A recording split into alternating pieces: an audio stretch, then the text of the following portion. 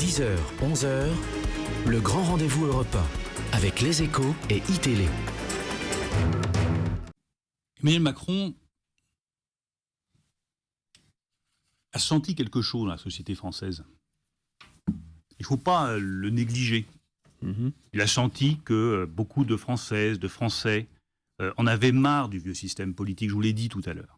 C'était d'ailleurs votre axe de campagne pendant les primaires. Oui, mais je crois profondément que ça existe. Il a mieux réussi à le camper que vous, mais voilà. Oui, peut-être parce qu'il n'était pas dans une primaire, justement. Peut-être. Donc ça permet de mieux faire épanouir ces idées-là. Mais il a compris que les Français voulaient participer à la vie politique, voulaient pouvoir donner leurs idées, que lorsqu'il y a un projet de texte qui est examiné à l'Assemblée nationale, comme je l'avais proposé, et j'espère qu'on reprendra cette proposition dans le projet de François Fillon, si 500 000 Françaises et Français font une pétition sur Internet pour pouvoir modifier un texte législatif, mais regardons la proposition des Françaises et des Français et tenons-la en considération dans l'examen législatif. Il a saisi ça, ayons l'honnêteté de le reconnaître. Il n'en serait pas là où il est aujourd'hui s'il n'avait pas senti ce besoin de renouvellement de la société française. Donc. Il a du talent, vous le reconnaissez. Bien sûr qu'il a du talent.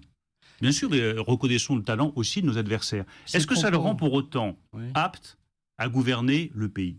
Je ne le crois pas du tout. Parce que ce qui lui fait le plus défaut aujourd'hui, c'est un projet clair, cohérent, auquel il soit capable de se tenir. Parce que qui est le véritable Emmanuel Macron? Est-ce que c'est celui qui dit dans son livre Révolution, que j'ai lu parce que je lis tous les ouvrages politiques de mes adversaires politiques, que ce soit celui de Marine Le Pen, que ce soit les propos de Benoît Hamon, ou que ce soit le livre Révolution d'Emmanuel Macron. Quel est le vrai Emmanuel Macron?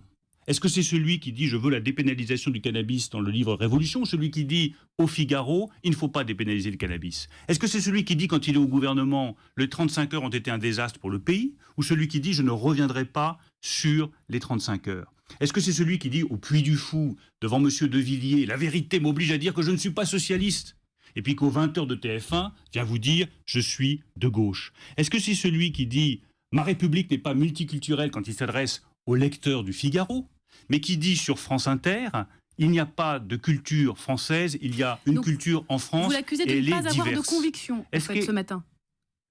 Emmanuel Macron, c'est l'homme sans projet, parce que c'est l'homme sans conviction. Et si demain il y a un projet, puisqu'on nous annonce un projet... Il est annoncé pour le 2 mars. Oui, mais il est déjà caduc son projet. Qu'est-ce que vous en savez puisqu'on ne le connaît pas?